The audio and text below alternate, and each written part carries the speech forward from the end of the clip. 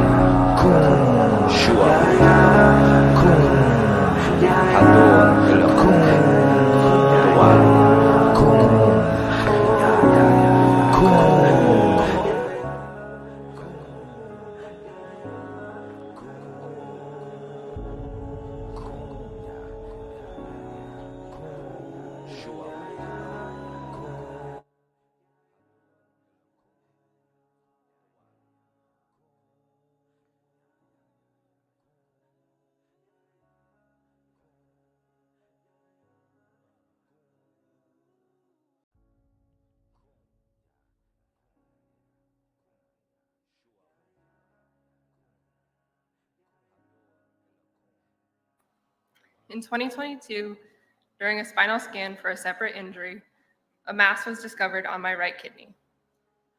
I was just 23 with no family history of cancer. I ate right, I worked out, and I never smoked. Nevertheless, it was cancer, and it was growing fast. Shortly after, a friend from deployment let me know he had cancer in his kidney as well. I filed a claim with the VA immediately. Thankfully, the PACT Act reduced my paperwork burden, and it covered my illness. By the time I had my kidney removed in October of 2022, I had already begun receiving increased benefits that helped me buy my first house. I'm so grateful for the PACT Act, and I encourage other veterans to take advantage of the benefits. The military gave me the courage to take risks, and the PACT Act gave me the stability to endure no matter the outcome. Now, it's my honor to introduce the President of the United States, Joe Biden.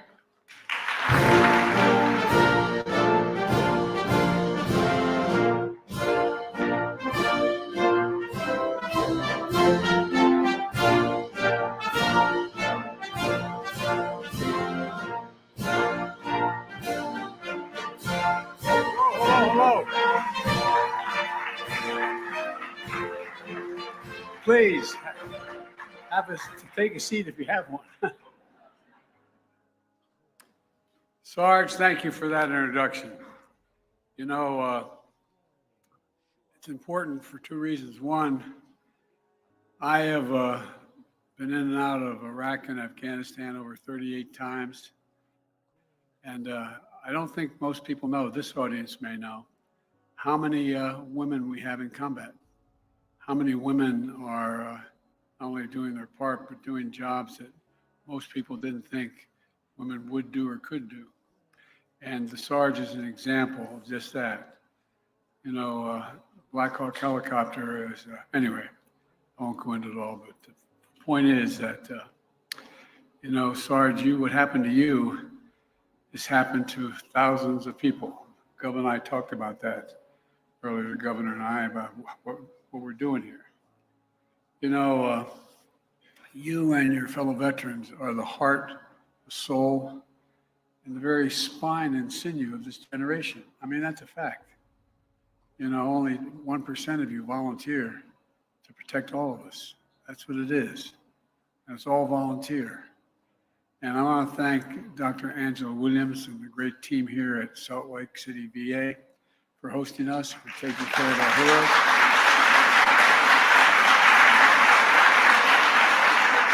Mayor Mendenhall, thank you for the passport into the city. I appreciate that opportunity. And Governor Spencer Cox, thank you for your hospitality, but much more importantly, thank you for taking care of our veterans and for bringing along your beautiful family. And by the way, you know, years ago, this is a little ad lib here, but years ago when John Kerry was the nominee for president of the Democratic Party, he talked with me about the possibility of being vice president and on his ticket. And it wasn't, we're old friends. I said, no, I didn't want to be vice president. But had I known that as vice president, I get Secret Service, and had I known that meant my daughters had Secret Service and my granddaughters, I would have fought even harder for him at the time. And now I have a bunch of grandchildren that all have Secret Service, and my daughter has Secret Service, and you know, it's just wonderful. I'm not sure what they think about it, but it's just wonderful. Anyway, thank you very, very much. And look, before I begin, I want to say a word about the devastating wildfires that have claimed at least 36 lives in Maui and Hawaii. We have just approved a major disaster declaration for Hawaii, which will get aid into the hands of the people desperately needing help now. They've lost, anyone who's lost a loved one whose home has been damaged or destroyed is going to get help immediately. And I've directed that we surge support to these brave firefighters and first responders and emergency personnel working around the clock there, risking their lives. I just got off the phone before I got here for a long conversation with Governor Josh Green this morning. Let him know I'm going to make sure the state has everything it needs from the federal government to recover.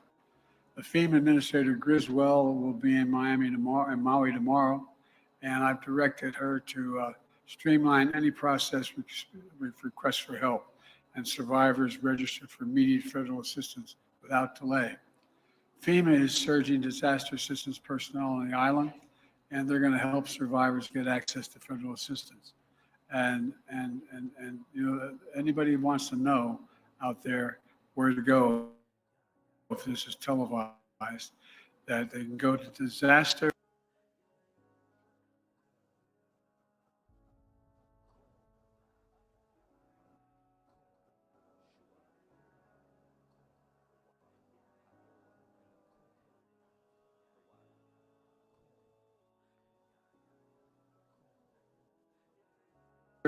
Assistance.gov, disasterassistance.gov, to learn if you're eligible for assistance.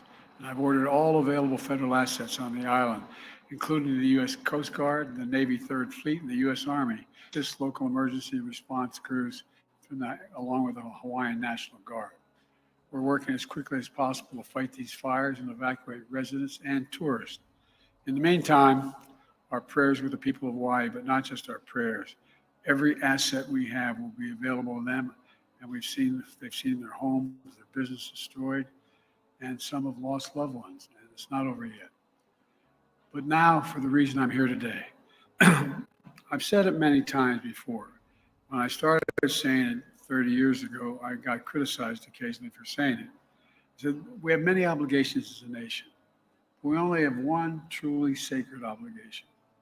And that's to equip those we send into harm's way and care for them and their families when they come home and when they don't.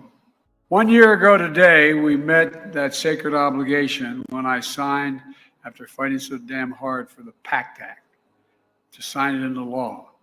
I want to thank all those organizations for helping to make that happen, because it matters. The PACT is one of the most significant laws ever signed to help veterans exposed to toxic materials and recover, as well as receive compensation. You remember what we mean by burn pits. You know, when we first started using the phrase burn pits, people kind of looked at us.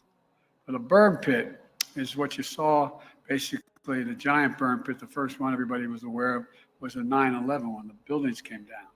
Remember all those firemen that died of cancer and how they got covered? Well, when firefighters first responded, that's what happened. Now, the burn pits in Iraq, where we're talking about, and in other countries, Afghanistan, even in parts of and throughout the Middle East, they're the size of football fields, up to 100 yards long, 20 yards to 30 yards wide, and 8 to 10 feet deep. And everything you can imagine is thrown into these pits. The wastes of war, tires, poisonous chemicals, jet fuel, and so much more. Toxic smoke, thick with poison, spreads through the air and their hooches where they live nearby these facilities. I know, I've been in Iraq and Afghanistan. I've seen them. And you can smell it in the air. You can sometimes see it. And when these troops came home, many of them, the fittest and best warriors that we ever sent anywhere, were exposed to these burn pits. They weren't the same. And thousands of troops, and they had to live in their hooches not far from proximity from these burn pits. The one in Iraq, my son was about 400 yards from one of the burn pits, living there for a year in his hooch. They breathe that toxic material sometimes for months at a time. In the case of my son and his buddies, for an entire year, causing headaches, numbness, dizziness, cancer. This is not about my son, but just an example of how close it was. My son, Bo, was one of those persons. He went the fittest guy in his unit and came home and he came home but died of glioblastoma. It's personal for my family, but it's also personal for so many of you. Secretary of the VA, McDonough, and I just had a long talk. He can be here today, but he can tell you we're determined to address this problem, come hell or high water, and compensate these veterans and their families who have suffered from the consequences of this tragedy. It was part of my unity agenda, as I called it, when I did my first State of the Union, last State of the Union, to try to bring the country together on things I thought we all could agree on. Beating the opioid epidemic, and we're working like hell on that, tackling mental health crisis, and there is a mental health crisis in America. Supporting our veterans.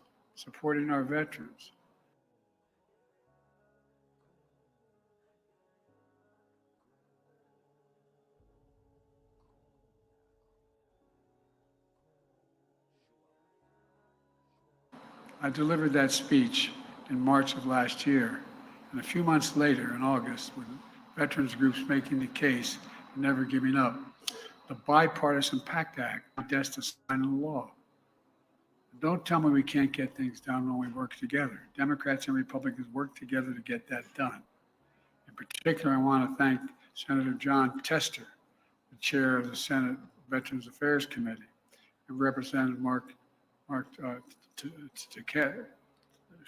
Takano, as well, the ranking member of the House Veterans Affairs Committee, for their leadership. They never stopped fighting on behalf of the veterans and their families. We learned a horrible lesson after Vietnam, how harmful effects of exposure to Agent Orange took years to manifest themselves in veterans, leaving too many veterans unable to access care when they needed and deserved it. And we had to prove beyond a reasonable doubt that that was the cause of their problem, which was difficult to prove in the long term. That's why I supported the Agent Orange Act of 1991, supporting veterans exposed to the harmful substances in Vietnam. Well, I don't want to see that again. The PACT Act means today's veterans and their families won't suffer the same painful, frustrating delays and denials. And here's what the law does. It empowers the Veterans Administration, the VA, to move quicker to determine if a veteran qualifies for the benefits of the law. Benefits like monthly disability compensation and regular toxic exposure screenings. It also means new facilities, new research, and more healthcare workers at VA hospitals. It includes nearly, and one of the veterans raised this to me today, nearly $30 million for new outpatient clinics right here in Salt Lake City, right here.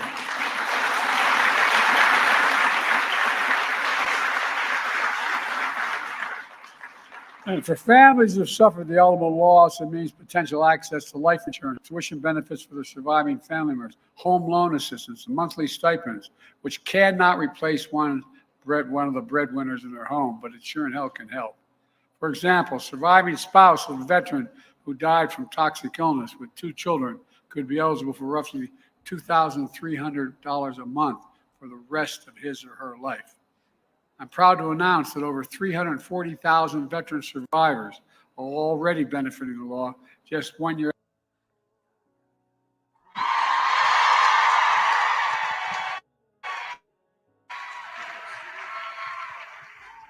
Is this thing on? Yes, it is. The love you. Hey, everybody.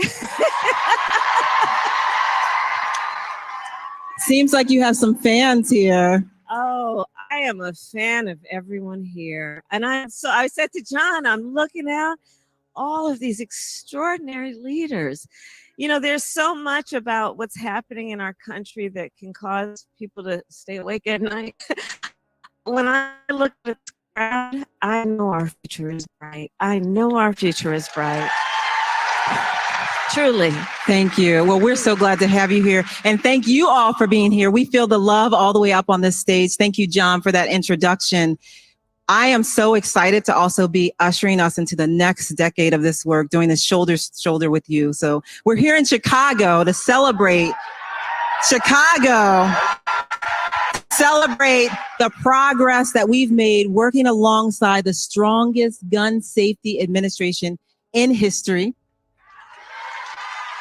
We're also here to chart a course forward for this life-saving work, and it's such an honor and pleasure to have you join us today. Thank you, Angela. It's wonderful to be Thank you, thank you. And Jason, thank you. So we are 10 years into Moms Demand Action, rolling up those red sleeves, but you got us beat because you have been doing this, making sure you're keeping our communities safe, preventing the illegal flow of guns into communities your entire career.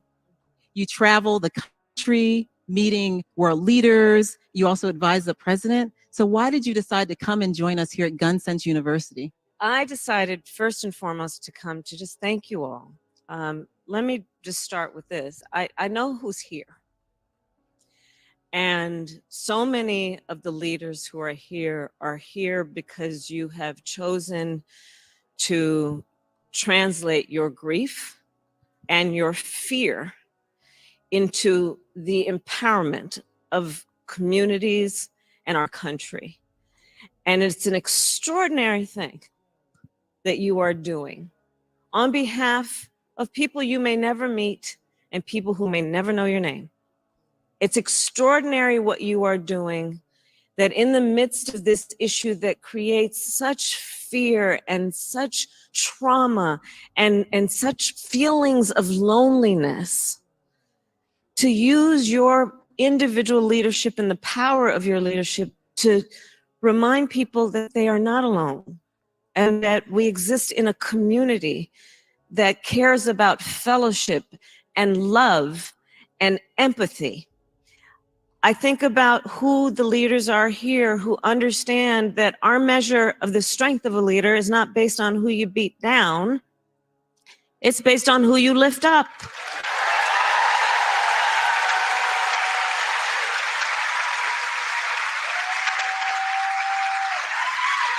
You know?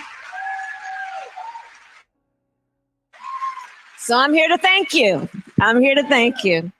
Oh, well, thank you so much again for being here. I just want to say from the bottom of my heart, and thank you all for being here for me personally, because look, I mean, it is a personal issue, as you were just saying. For so many of us, it's affected us personally in our lives, loved ones. I mean, for me personally, it was my cousin Daryl was a victim of gun violence. We have had issues of domestic abuse in my family where a gun was part of the issue. We have a family friend where a moment of domestic abuse and easy access to a gun means that he will probably never walk out of a prison again. So in my life, I've seen it from all different sides. And you've been working so hard for gun safety all this time. And you've seen the change.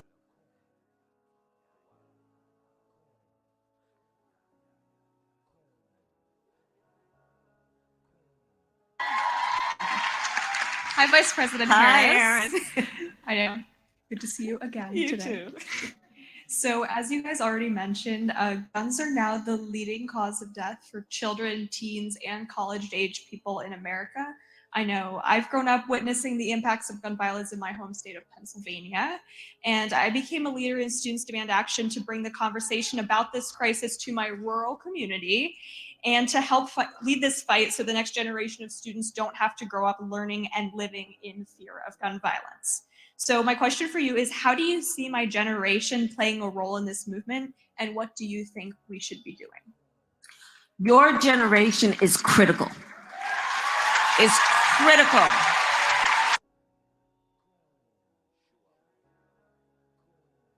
It's critical to this issue. Learning and living in fear of gun violence. Bring the conversation about this crisis to my rural community and to help lead this fight so the next generation of students don't have to grow up learning and living in fear of gun violence. So my question for you is, how do you see my generation playing a role in this movement, and what do you think we should be doing? Your generation is critical. It's critical. It's critical to this issue.